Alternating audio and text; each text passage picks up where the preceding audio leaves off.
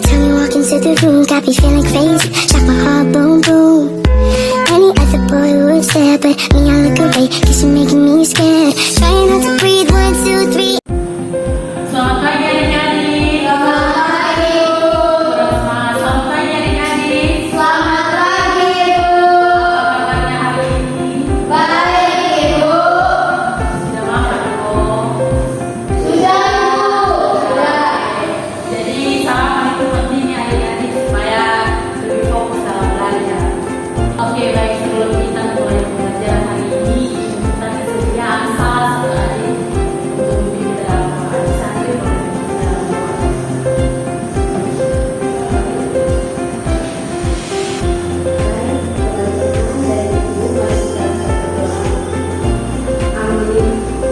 Baik, terima kasih adik santri sudah memimpin dalam doa.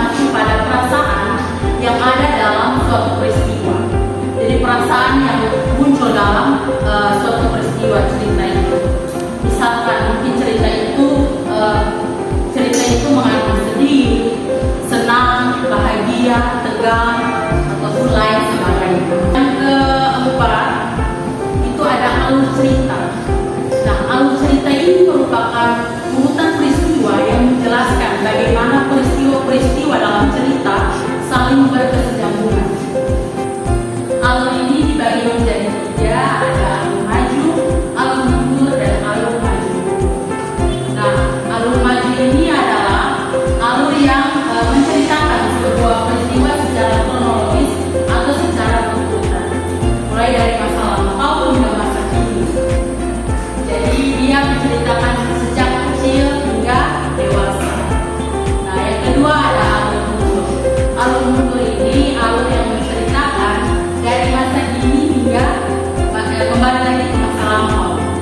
Jadi dia menceritakan kehidupan sekarang dulu, baru dia kembali lagi ke masa dulu, masa zaman dulu. Yang ketiga ada alur maju mundur. Nah, alur maju mundur atau alur cerita ini, dia pertama menjelaskan dari kehidupan masa lampau ke masa kini, tapi sesekali dia kembali lagi ke masa lampau. Nah, dalam alur cerita mempunyai beberapa unsur, yaitu yang pertama orientasi. Nah, orientasi ini merupakan pengenalan awal cerita, seperti mengenal tokoh, latar, suasana, ataupun karakter.